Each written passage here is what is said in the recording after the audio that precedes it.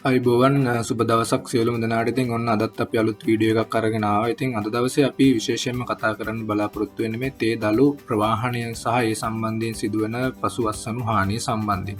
ඉතින් ඔබ දන්නවා මෙතෙක් කල ලංකාවේ අමු තේ දළු ප්‍රවාහණය සඳහා ගොඩක් වෙලාවට පාවිච්චි කරනු ලැබුවේ පොලිසැක් බෑග් එහෙම නැත්නම් පොහොර බෑග්. ඉතින් මෙම ක්‍රමය නිසා විශේෂයෙන්ම පසුවත්සනු හානිය කියන එක එහෙම නැත්නම් දළු තැලෙන ප්‍රමාණය ඉතාමත්ම වැඩි ප්‍රතිශතයක් වෙලා තිබුණා. එහෙම නැත්නම් අපි කියනවා මේ දළු වල තියෙන අපි කියන බිලෝ බෙස්ට් දළු වල ප්‍රතිශතය ඉතාමත් වැඩි වෙලා තිබ්බා. එහෙම නැත්නම් දළු වල හානි වෙන ප්‍රතිශතය වැඩි වෙලා තිබ්බා.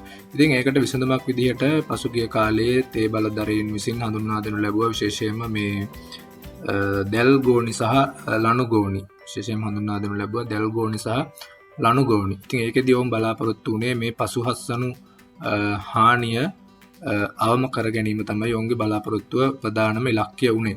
ඒකෙදී අපිට විශේෂයෙන්ම මතක් කරන්න ඕනේ මෙම සාමාන්‍යයෙන් අපි කලින් භාවිතා කරපු පොලිසැක් එහෙම නැත්නම් පොලි පොහොර බෑග් වලදී විශේෂයෙන් සිදුවන දෙයක් තමයි ඒක ගොඩාක් ලොකු ප්‍රමාණයක් තේ ගොවීන් විසින් ඒකට දළු සිර කිරීමක් සිදු කරනවා. ඒ නිසා ඇතුලේ උෂ්ණත්වය ඉතා විශාල ප්‍රමාණයකින් ඉහළ යාම නිසා දළු තැම්බීමකට ලක් වෙන්න පුළුවන් සහ යම්කිසි හේතුවක් නිසා මිනිසුන් විසින් එකතු කරපු වතුර හෝ වර්ෂාව නිසා එකතු වෙච්ච මතු පිට තියෙන වතුර ප්‍රමාණය ඉවත් වෙලා යන ප්‍රතිශතය අඩුවීමක් තිබ්බා. ඉතින් ඒ දෙකට විසඳුමක් වශයෙන් තමයි දැල් ගෝනි සහ ලනු ගෝනි කියන දෙක හඳුන්වා දෙනු ලැබුවේ. ඉතින් දැල් ගෝනි වලදී සිදුවන විශේෂයෙන්ම සිදුවන දේ තමයි ඒ තියෙන සිදුරු සහිත ඉතා විශාල සිදුරු සහිතව තියෙන නිසා අපි කියන වෙන්ටිලේෂන් එක එහෙම නැත්නම් ඉතා හොඳ වාතාශ්‍රයක් දළු ගෝනිය තුලට ලැබෙනවා. එහෙම නැත්නම් දළු ගෝනිය හරහා වාතය ගමන් කිරීමක් සිද්ධ වෙනවා. මේ හේතුව නිසා දළු ගෝනිය තුල උෂ්ණත්වය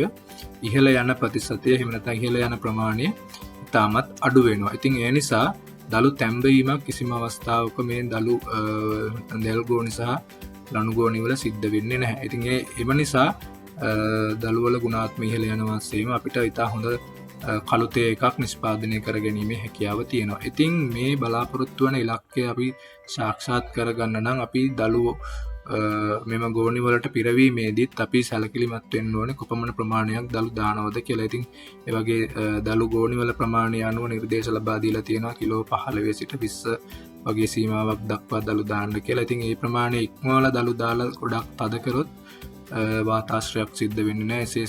එසේ නොවුනොත් ඇත්තටම සාමාන්‍ය පරණ විදියට සිදු වුණු දළු තැම්බීමක් සිද්ධ වෙන්න පුළුවන්. ඒ නිසා පිළිලීමක් කරනවා කුඩා තේවතු හිමියන්ගෙන් අප දළු ප්‍රවාහණයේදී දැල් ගෝනි සහ ලනු ගෝනි භාවිතා කරනවා නම් අනවශ්‍ය ප්‍රමාණයට දළු පටවන්න එපා, බෑග් වලට තද කරන්න එපා. එහෙම වුණොත් දළු වල ගුණාත්මය පහළ යනවා. එතකොට අපිට බලාපොරොත්තු වෙන හොඳ ගුණාත්මක කළු තේ නිෂ්පාදනය කරගන්න බැරි වෙනවා. එහෙම වුණොත් දළු වල මිල පහත වැටීමක් සිද්ධ වෙන්න පුළුවන්. ඉතින් මේ කාරණේ ගැන තමයි අද දවසේ අපි කතා කරේ.